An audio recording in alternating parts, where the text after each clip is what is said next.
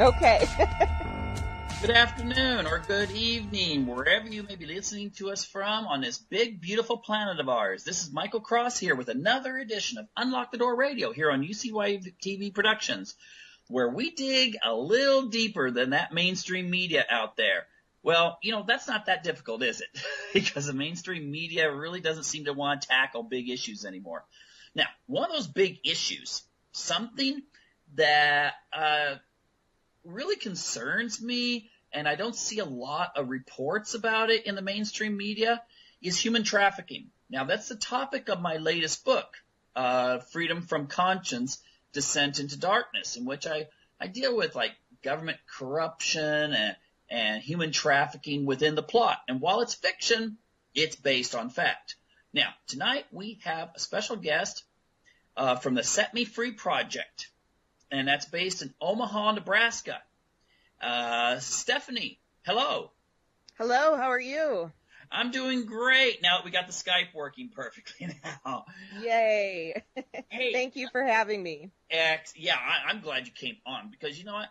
When I first saw, this thing with human trafficking, you usually think of cities like Moscow and Istanbul and Berlin and London and New York. You don't think of Omaha, Nebraska. So Nope. What got you involved in this? And we're going to go into a lot more detail about what's going on in America. Yeah, well, unfortunately, a lot is going on in America, and Omaha, Nebraska is not exempt from a lot of the horrific things that are happening. But human trafficking, sex trafficking, and there's many forms of human trafficking. I focus primarily on sex trafficking, which looks like prostitution, pornography, things like that. And it is alive and well in the Midwest, and Nebraska in particular. Omaha is a hotspot for trafficking. Well, now that's interesting because, I had a student that got really involved in this. She set up her own website stuff, got a phone call from a U.S. senator that was really involved in fighting human trafficking. He died in a plane crash later on, but it listed as an accident. Who knows? But the thing is that this is about 15, 16 years ago. And there was some media coverage about Eastern European women being trafficked and sold around the world. A girl gets she answers an ad for an au pair or a nanny, and she's got these dreams of coming to America, for instance. And then when she gets here, she winds up, passport taken, stuck in a brothel, and she's a slave. Is this the way it works? Well, sometimes it works that way.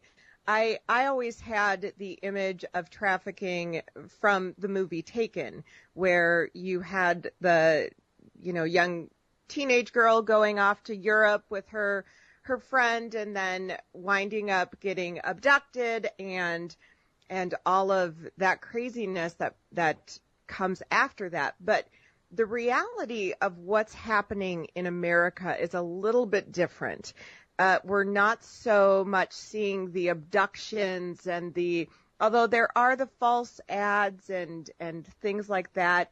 What we're seeing more is a grooming process with our young kids, where youth are a lot of times on social media, on online gaming, and these traffickers are building relationships with our kids, and then they're putting them in situations that they would have never been normally going into on their own. And so it is a grooming process. It's relationship building.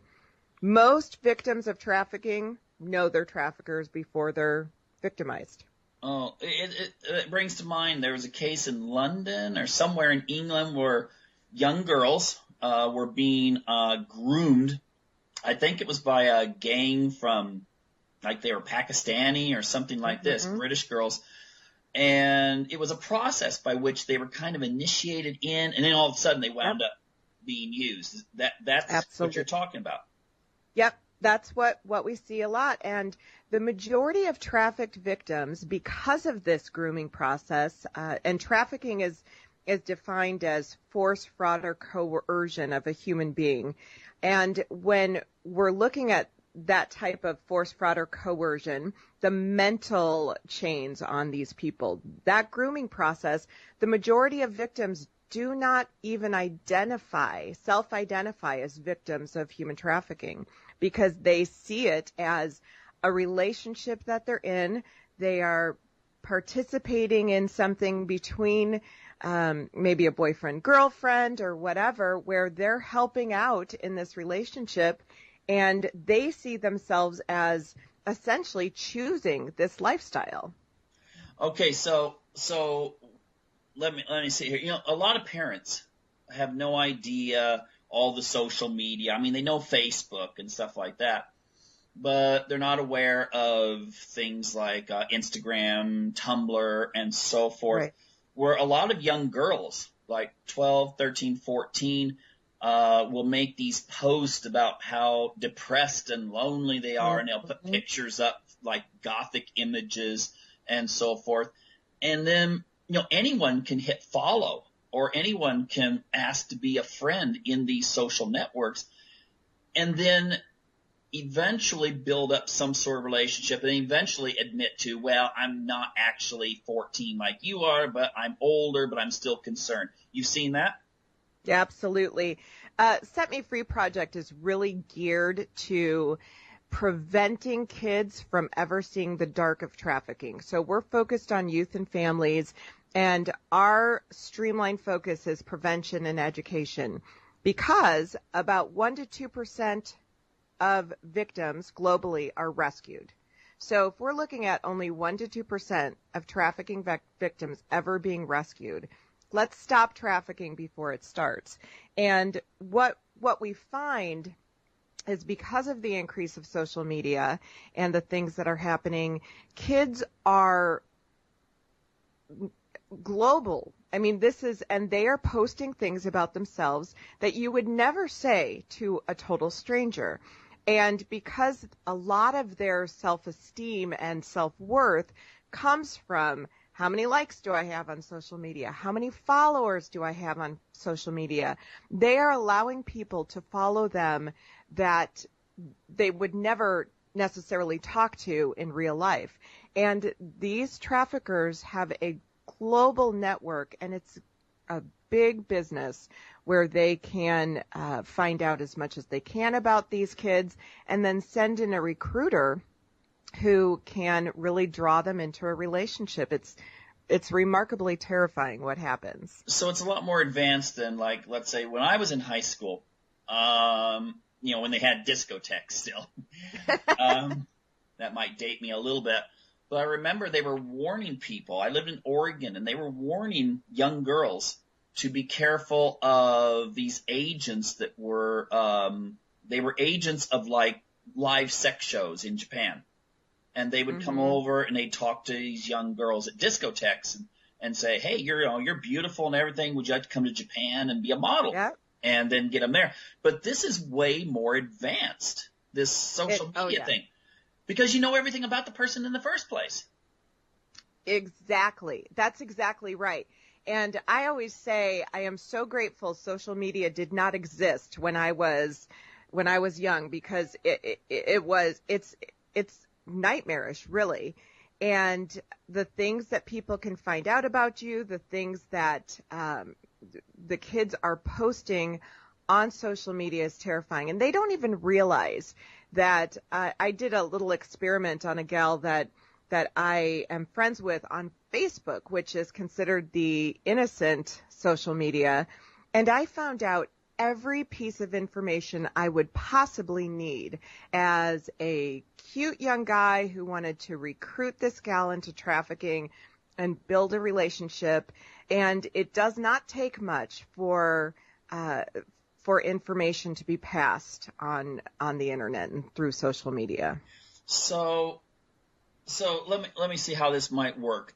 Because I think sometimes people get a disconnect they think of trafficking involving women living in third world countries or Russian girls tricked or something like that. But it sounds like that the trafficker would actually aim more towards the kind of the middle class type of girl, wouldn't they? You know, kind of the that would be the cream of the crop that if they got Sure. them, then Absolutely. do they cost more? I mean, if they get the kind of the girl next door versus the runaway that's shooting drugs or something? Well, the average age of entry into prostitution for girls is 12 to 14. For boys, it's 11. And the trend is the younger that you have, the higher the price point, essentially. And so you are going to get more money with a girl that's younger. You're going to get boys are even more profitable than girls are. And so that's kind of the trend. Now, traffickers go after the vulnerable, and that can be a very high percentage of traffic victims have been through the foster care system at some point. Runaways are remarkably vulnerable. There's a statistic that says 1 in 3 runaways within 48 hours will be approached by a trafficker. So within 48 hours of your child running away, they are going to be targeted by a trafficker. And so they definitely go after the vulnerable, and whether that vulnerable child is vulnerable because of sexual abuse or because of drugs or because of a bad family life, they're going to be targeted. But what people need to understand is exactly what you said. Your child could be vulnerable because they post, yeah, my parents are being jerks today, and they post something on social media, and that trafficker swoops in and has compassion and relates to what they're saying, and they're building a relationship, and boom, that child is vulnerable. So I think if I could get one message to parents out there, or just the community as a whole, globally, it would be your child is at risk. And it doesn't matter where you live, doesn't matter who you are, doesn't matter, your child is at risk. Yeah, I mean, the interesting thing is I know someone who she was living in Lebanon, going to university there. I mean, that's kind of an interesting destination, you know, Lebanon. Yeah. And I'm not talking about Lebanon, Oregon. I'm talking about Lebanon, Beirut. And it's peaceful now. But the thing is that she was going to go on a tour with a couple of friends throughout the Middle East. And her father insisted, and he said, you know, every time when you get off the airplane, first thing you do is you contact the embassy and let them know where you're at. Yes. Because, you know, if you get abducted, there's no way to find you. Right. And then we have the situation where we have, but you know, within the America, I've heard some pretty big horror stories about young girls. They go to Hollywood. They've been doing this since the 1920s. They go to Hollywood, and they get into this as well, and wind up getting, like, you know, sold off to like really rich, well-connected type people. Mm-hmm. And that's the thing that's important to remember. I think sometimes when we think of a prostitute, our perception needs to change on what a prostitute is, what a pimp is, and what a buyer is, or as we've referred to them as Johns. And if we think of the prostitute on the streets who is there because she is doing drugs and she's choosing this lifestyle, and we think of the pimp as this really cool guy who's got all of this money and gold teeth and chains, and then we think of the buyer as somebody who's some scumbag on the street who is just needing, you know, sex for $15, we really need to change our perception. That happens out there, but the reality is that a pimp is a scumbag trafficker, and a prostitute is a victim, and the buyers, let's face it, they usually have money.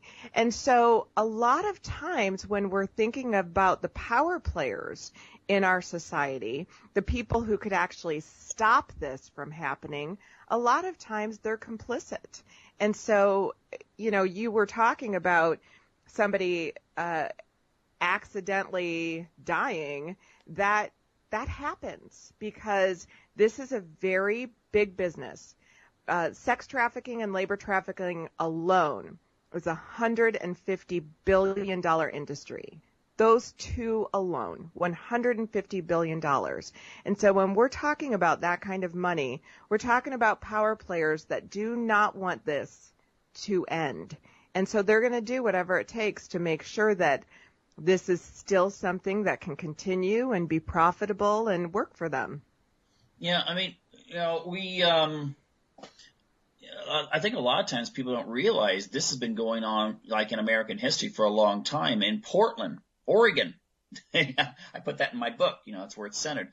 But in Portland, Oregon, they used to do this thing where, you'd get like a sailor, you'd get him drunk, and it was just like those Sweeney Todd, that Sweeney Todd movie where suddenly the chair goes out and they fall down into this underground place, and then the chair goes back up. They really had this, and then the guy wakes up and he's on a boat heading to, and that's why they call it Shanghai, because he's on a boat, they're already gone, and he's going to be on that boat, or else he can swim back. Right. Home. But they did that with young girls too, that they would capture them, and they'd either wind up in a brothel somewhere, or even sold internationally, because there's the slave trade. It was really big, what they call white slavery was big in those days. Yep. In Greece, they still Turkey still raided Greece for sex slaves up until the end of the First World War. I mean, this is part of history. This is not a new problem. That is for sure. And it's been going on for a long, long time. And it is something that will continue until people stand up and say, you know what, this is just an unacceptable thing in our society. And in order to do that, it really takes a lot of awareness and understanding what it is, because let's face it, I think the majority of us would love to just hide our head in the sand and pretend none of this exists, because it's very evil, and it's hard to imagine that young children, as infants, are trafficked. I mean, when we think of the sick, twisted thing that is happening with human beings, it's really something that it's hard to look at. Yeah, and I can imagine with this whole refugee crisis as it exists in the Middle East. You hear about the Yazidi women being sold at 8 years old, being sold as sex slaves by ISIS. But that's not, that you hear about ISIS, but you don't, these are people that they're displaced. And the same true for, women coming across the border, the Mexican border into the United States. They're vulnerable. No one knows they're there. There must be some horror stories that no one will ever know about.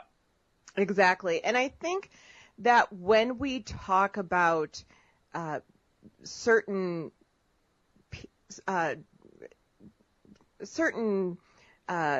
groups of people, like ISIS or like refugees or whatever it may be, it's really easy to create almost a caricature of these people, as if they do not exist as true human beings, because it's not right in front of our face. And so when we understand that, and this is really the main message that we deal with, you are valuable, and so is everybody else. And these are human beings that we're dealing with. And, you mentioned the political structure. We do a lot with cyberbullying, and it goes back to that value piece. But we as a human being, we have this ability to subhumanize people, or to turn them into, you look at the political candidates, it's really easy to turn them into almost, and I don't mean this even with disrespect, but almost as cartoon characters. They're not real people to us, so it's very easy to take them and bash them or to say horrible things about them without even thinking, oh my goodness, that is a person with a family and with a life and whatever it may be. But we have created this ability to do this with slavery, with bullying, with whatever it is. We have this ability to take a person and dehumanize them, because you can't sell somebody if you recognize that they are a valuable human being. How long does someone that gets trafficked, then I'm going to get into some more statistics and into pornography and those kinds of things, but what's the lifespan of someone who gets, into the general trafficking in, for instance, the United States? I mean, I'm sure the lifespan of someone in the Middle East in ISIS territory is going to be pretty short, but yeah, in America. Yeah. Yep, I've heard a stat just recently that the lifespan of a trafficked victim is no more than 7 years. And so it's a very, very short lifespan. There's a number of different reasons for that, aside from the fact that it's a horrific life. But there's drugs involved. There's strong and heavy abuse involved. A lot of times they're murdered, whether it be by their trafficker or by a buyer. It's a very short lifespan. Mm-hmm. Now, statistically, how many, you mentioned a little bit about this, but worldwide, how many people are trafficked? And in America, at any given time, what's your estimate? Well, worldwide, about 32 billion people are... Million. I'm sorry, 32 million. Yes, thank you. But in the U.S., they've identified about 6,000 sex trafficking cases where those have been reported, and those are people who have been identified as sex trafficked victims. So if we know that only 1 to 2% of trafficked victims are rescued, and there are about 6,000 that have been reported, that shows about 600,000 people that are identified essentially as trafficked victims. And so the numbers are really tough. Data in this area is very difficult because a lot of data is taken off of rescued victims, which is very low. So it's a very tough thing to find data for, but it's a much bigger number than is being reported. Mm-hmm. Now, without naming names, have you ever encountered a victim personally or through your network that was a victim of people that were the established, whether it be by finances or by politics? And again, you don't need to name names, but mm-hmm. Have you had that happen where you suddenly will hear these stories about you and you go, wow, you mean he or she is involved in this kind of thing? Oh, yeah, absolutely. Actually, just recently in Lincoln, Nebraska, there was a bust with people who were buying, and these weren't the traffickers, but these were people buying prostitutes, that one of them was a well-known judge, one of them was a well-known and successful high school teacher and coach. It happens all the time. As far as people who have been victimized by traffickers or big business, yes. Omaha, unfortunately, has a very sordid history when it comes to trafficking. And in Omaha, there was a huge scandal that happened in the 1980s called the Franklin Scandal. You can Google that. That went literally all the way up to the White House. But the people who were involved were very, very important, wealthy people in Omaha, including the chief of police. So a lot of stuff there, and I have spoken to victims personally who were trafficked or sold to the community leaders. It's very common. And if that's like you're talking about like a judge or a high school teacher or something like that, the traffickers must have clients that are, part of the 0.1% people too, that have their private villa, way out in the middle of nowhere or something. Oh yeah. Yep. And that is part of the problem with stopping trafficking is there's a ton of money and power involved. And when there is that much money and power complicit in the crime, it's very easy to shut down anybody who might try and stop it. Okay. Now, what is the connection with pornography? I mean, of course, pornography is like this like pyramid or something like that. You've got maybe the very top, you wind up with the college girl who decides, you know what, I can make a lot more money doing this than I can going out and doing whatever to pay for student loans or whatever. But then at the base, you've got all of the really not kind of the dark web stuff, you might say. How does the trafficking, are like the people that are trafficked, they wind up there, or how's that work? Yeah, well, pornography, also big business, is very, very heavily linked with trafficking. Not only do traffickers use pornography to desensitize and groom their victims, but they also use pornography to desensitize and groom their buyers. And so pornography is, in a lot of areas, complicit with trafficking. We have, there's a statistic, and statistics tend to disappear on the internet. It's kind of interesting when it comes to this subject. But there was a statistic, so I cannot reference this for you, that said that approximately 80% of online pornography used traffic victims.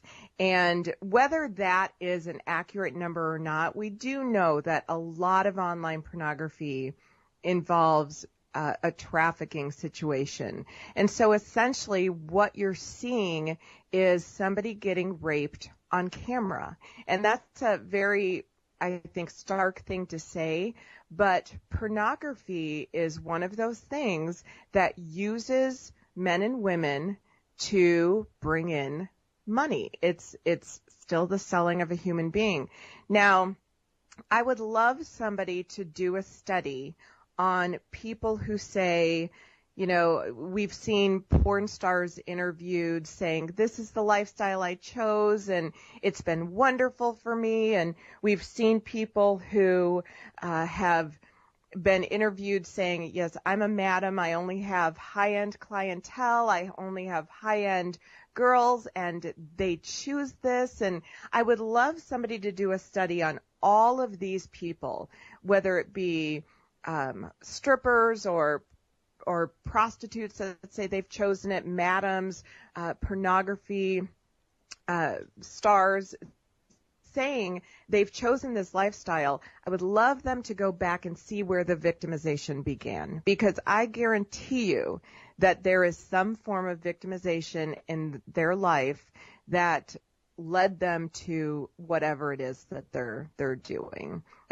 I have a hard time believing that legit porn is something that is a chosen lifestyle.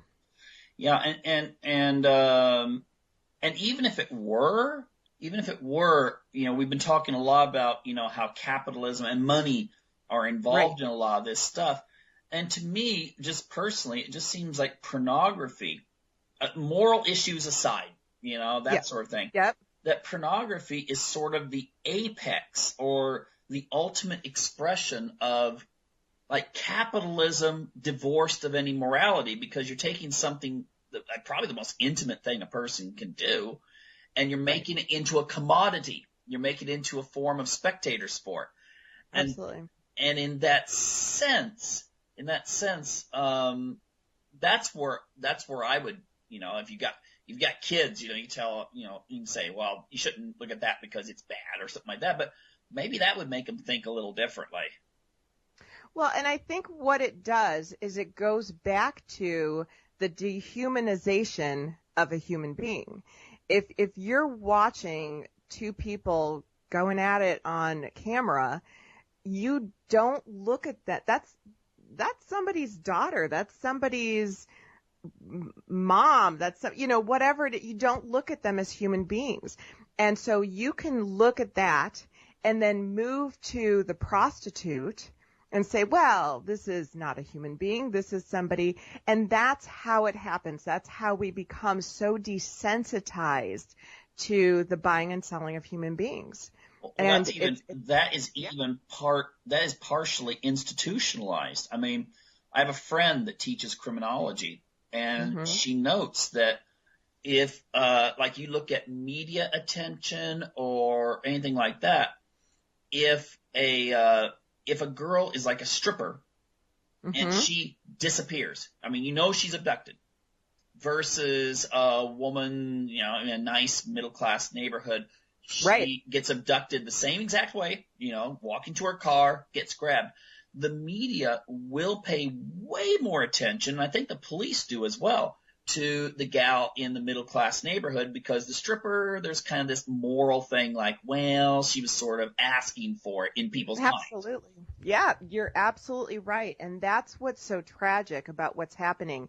What we see a lot in Omaha are girls disappearing or boys disappearing. And we have to remember, it's not just girls that are victimized, it's boys too. But we see them disappear, and the mentality is, well, they're just a runaway. And as if somehow a child who is a runaway is less important than a child who has been just, removed from their front yard. There is no difference. But what's happening to these children that disappear that we're calling runaways is that often they are in trafficking situations. But there's a term that is used, and it drives me crazy, by some people in the counter trafficking industry and the legal industry. They call them throwaways. So runaways or people who are displaced from their families are called throwaways. And again, that is more of that dehumanizing of a human being. Mm-hmm. Now, in the time we have remaining, before you tell me all how people can get in touch with you, how they can go to your website, how can a parent identify signs that something maybe inappropriate is taking place with their son or daughter online, and what can they do to really counter this so that their child does not wind up, as a quote unquote runaway? That is a great question. I always tell parents that they need to know where their kids are at all times in the real world and in cyber world. And I'll have parents say, but the privacy issue, my children are 15, 12, and 10, and they can have all of the privacy that they need in the bathroom. Everywhere else, it's mine, because I know how dangerous it is out there, and I want to make sure they're protected. And so as parents, we need to be going through their social media. We need to know exactly what they're doing online. We need to know who they're friends with, who they're talking to. There's a study that says if your kids have more, and we're talking middle school, high school, have more than 200 followers, which to a kid is not a lot. That would just do them in. But 200 followers, their rate of victimization and cyberbullying increases significantly. So if we've got kids who have more than 200 followers, there's a huge likelihood that they have a predator following them. Why? Because kids don't really know 200 people. And so as parents, that's something we can do. But I think the biggest thing that parents need to do is keep very good open communication with their kids. If it's relationship building that is happening in the trafficking world, we need to build bigger and better relationships. I always tell parents, the traffickers have huge networks. We need to build bigger ones. And so having those open communication lines with our kids, knowing where they are, being available for our kids to come to us and say, okay, this is what's going on, and maybe not reacting on the outside until you hear the whole story, and then being somebody that our kids can come to and trust with information that is hard for us to hear sometimes. And so those are some of the things that we really try and instill in parents. And then little stuff like, hey, have a charging station where all media by, say, 10 o'clock goes in one spot so our kids aren't up in the middle of the night on social media. Be checking them randomly, have random media checks. Those are all things that we as parents need to do. That's really inconvenient and takes a lot of time, but our kids are worth it. And I would much rather have my kid be annoyed with me because I'm going through their social media than have them disappear one day. Oh, absolutely. Now, how can people reach your organization? Yes, well, they can go to setmefreeproject.net. They can email us at info@setmefreeproject.net, or Stephanie, if they want to email me directly. And our phone number is 1-800-716-9853. And we love to we'll travel anywhere to talk to kids. We go into schools. We'll talk to kids wherever they are about how to stay safe from human trafficking and social media safety. And we love to talk to parents and community members on how to keep our kids safe and how to spot a trafficked victim if one happens to cross our path, and then what to do about it. Oh, absolutely excellent. That is excellent organization, great goals, and I commend you for your efforts. Thank you very much. Okay, and I'm definitely gonna be having you back in the future. I would love that. Seriously. I would love that. Okay, well, this ends our first half of the show, and I hope people will check underneath. If this is on YouTube, check underneath, and I'll have links to Stephanie's organization and other information as well. Think more and analyze more, and please just kind of cut out the mainstream media, because ultimately they're not going to give you the information, okay? You need to search for it. And this election cycle, it just seems to be even more the case. It just seems like the press, regardless of who they support, is just giving its own little version and just hoping you'll pick it up without questioning. And I don't care where you stand.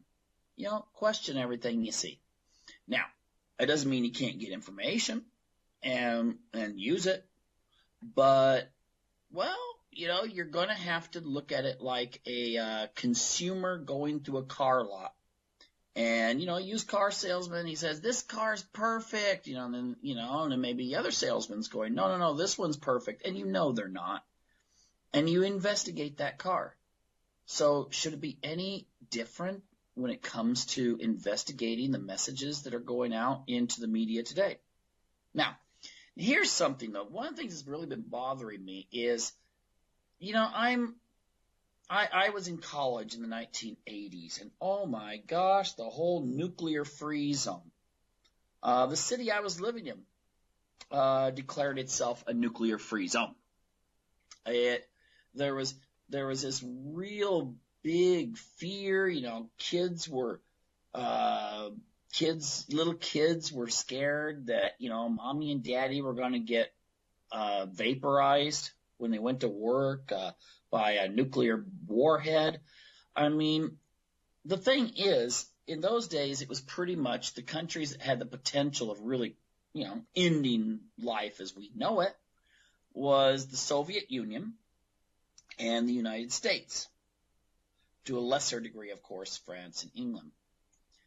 But the thing is, you never really, if you really looked at the issues carefully, you never really had America and the Soviet Union, just, waving the sword and saying, we're going to get you.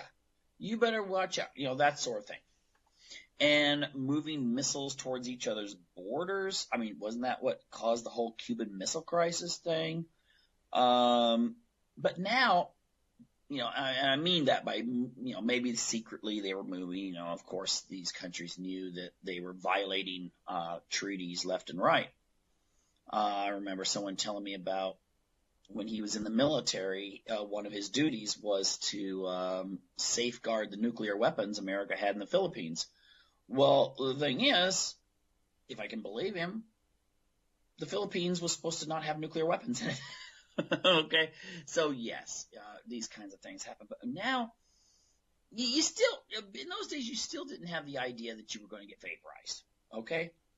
But now we see rumors of war, to borrow from the Bible, and we see the United States and China to a certain degree, and certainly Russia, kind of, getting in the ready stage. And it's sort of that, if you remember back to the 80s, the whole nuclear clock, and everything like that, and it's getting close to the doomsday. I'd say that clock's kind of ticking away now. And the thing is, we had the dream that when the Soviet Union fell, that everyone could just start cooperating, and the war of ideology would be over. But instead, what you had was more of a battle over resources and hegemony or influence. Now, so the Russia was not in a position to really cause much, concern for the United States. Yes, 9,000 nuclear warheads, but a conventional military that was shambles, an economy that was shambles. But then things started picking up, especially in the last few years under Putin. And now there seems to be this kind of what some people call a Wolfowitz doctrine. If anyone's going to threaten American supremacy in the world, then you have to do something about them. And right now, I mean, you've got things with sanctions, you've got war talk, you've got, with Russia, you've got situations where Russia goes into Crimea, an area that's 95% ethnic Russian. It's where their military, base on the Black Sea was. And they decided that when the U.S. organized the coup in Ukraine, I don't think that's too harsh a term. Just look it up, how that so-called color revolution took place. Well, Russia was feeling vulnerable that they could lose that. So they immediately seized Crimea, which has been part of Russian territory for pretty much all of the last 500 years. Now, you've got people saying, well, we're going to go to war over this. There's talk that Ukraine has been sending insurgents into Russian territory. And whether that's Crimea or other areas.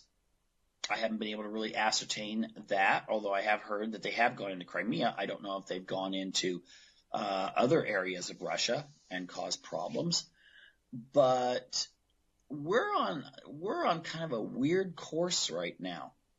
Now, related to this, but not specifically about nuclear weapons, Angela Merkel, the leader of Germany, came out with a statement that's reported in the UK Independent.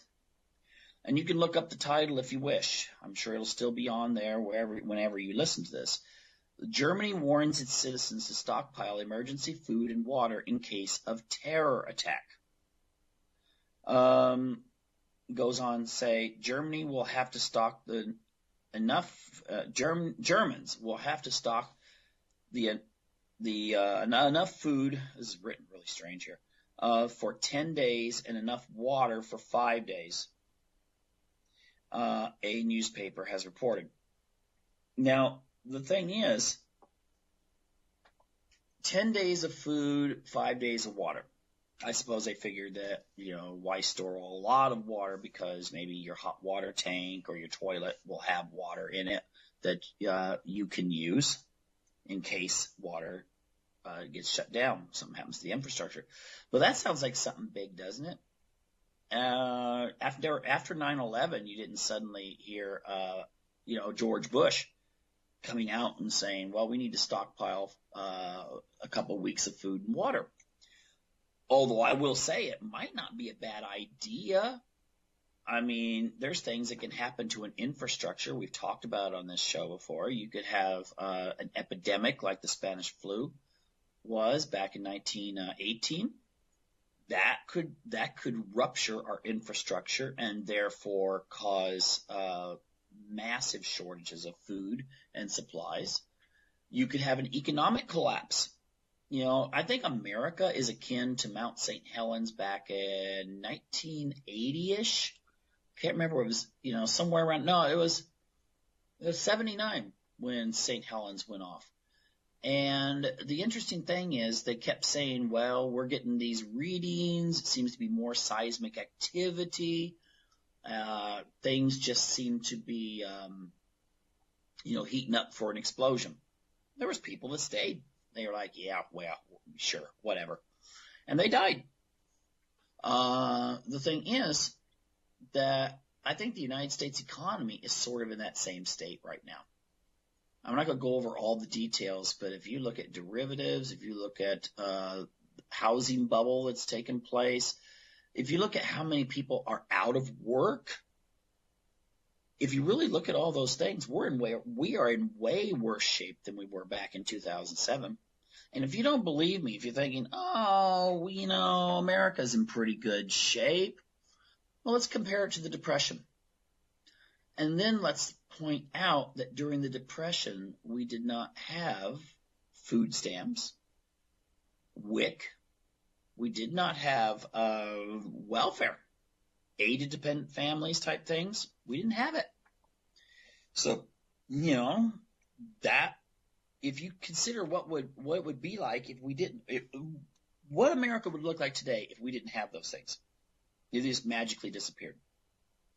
Now you get a picture of what the true state of the U.S. economy is. You've got massive unemployment that's way higher than the official fairy tale statistics that the U.S. government puts out based on the Consumer Price Index, which is questionable itself in regards to inflation. We're told inflation's low, but you go to the store and you find that you're buying stuff for the same price, but you're noticing it's smaller. Anyway, I'm kind of getting off here, but other things, there's always, of course, war. If America entered into some sort of war, especially if it was a limited nuclear war. I'm not talking about New York City being turned into a gravel pit. Okay, not that sort of war, but if you did have a situation where NATO and say NATO and the United States. Come on, NATO is the United States. If you had NATO and Russia get into it, and they invaded Russian territory, I am very certain that the Russians would respond, and they would not tolerate any of their territory being taken. And they would probably, in my opinion, use, if they found themselves overwhelmed in some way conventionally, they would at least use tactical nukes. Not the big, giant mushroom clouds in the Nevada desert type, but more the small, knocks out maybe several city blocks worth of territory, enough to stop an army real fast, or a column of tanks or whatever. And I think this could be what Merkel is asking people to put food away for, because I really don't see. Of course, this is speculation on my behalf. I really don't see any kind of other scenario for Germany in regards to at least a man-made situation, in which you would suddenly, all of a sudden now, it's like, oh my gosh, we need to have food and water stored away. Again, probably a good idea to have these provisions, because things can happen, but it's certainly nothing that governments have been promoting. But I've noticed, I'll have to get the data to be, because I don't like to say things that I haven't gotten 100% confirmed. But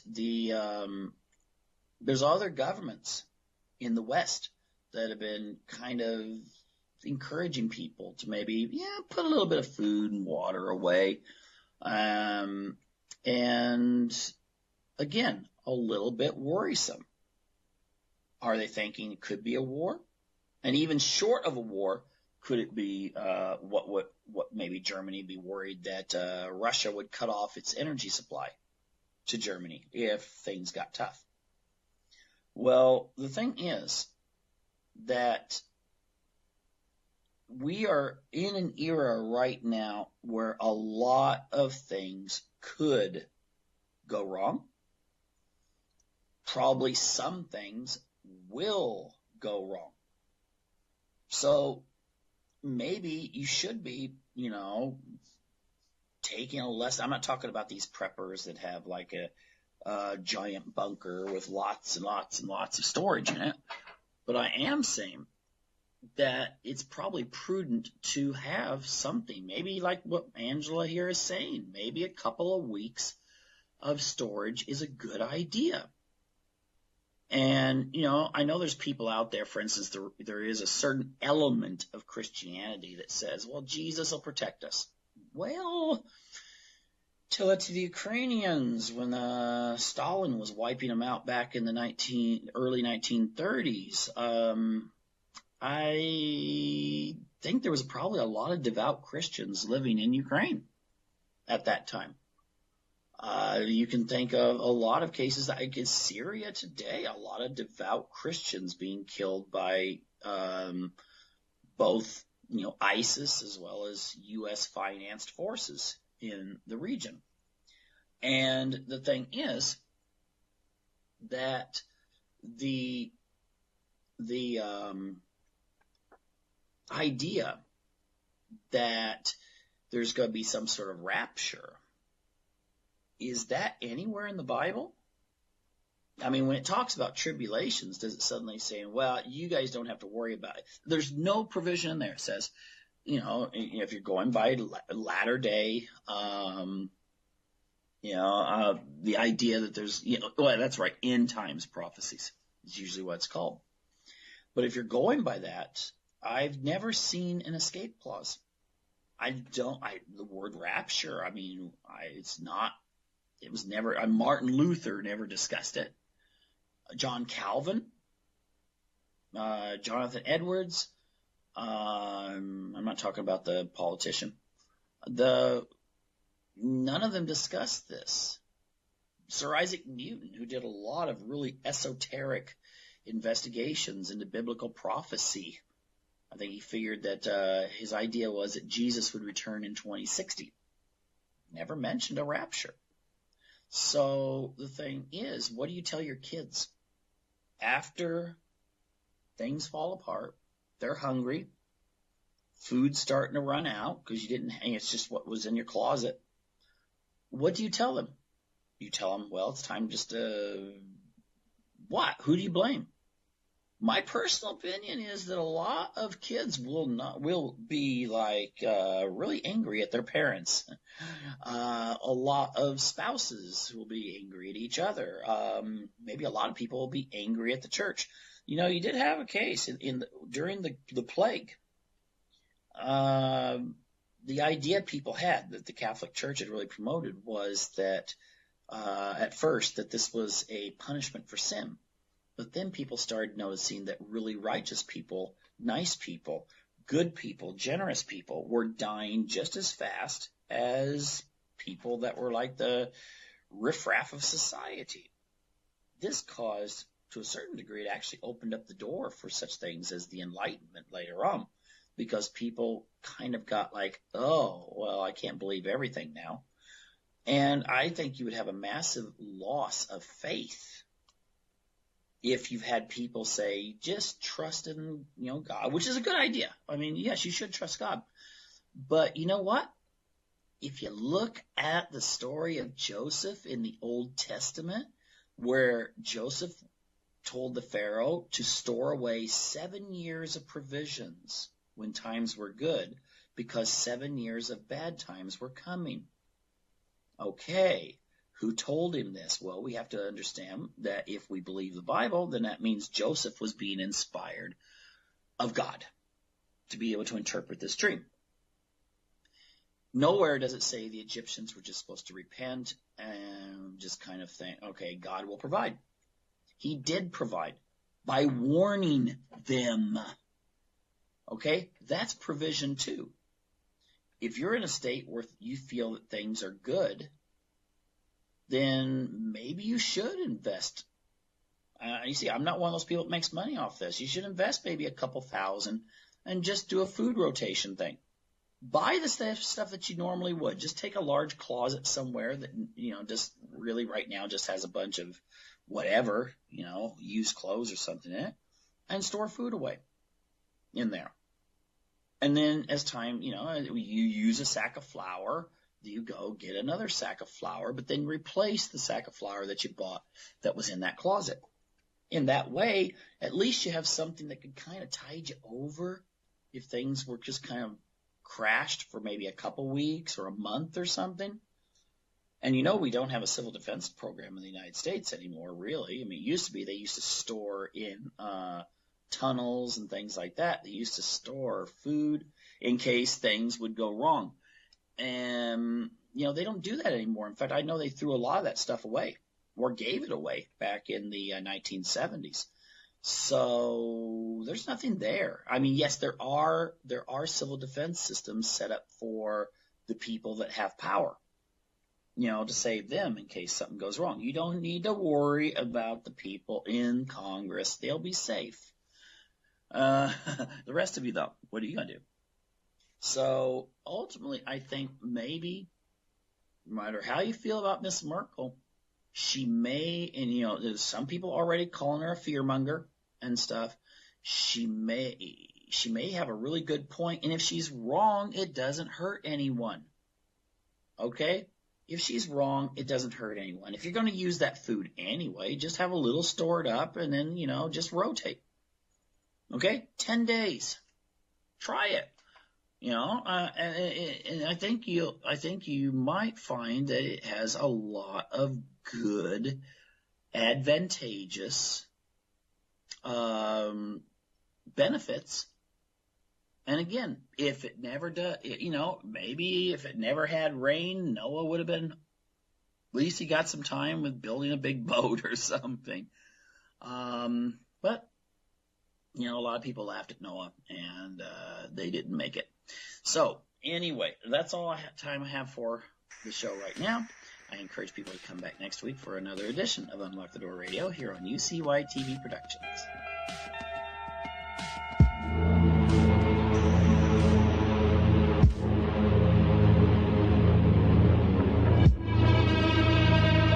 This is Ozzy Skateboard.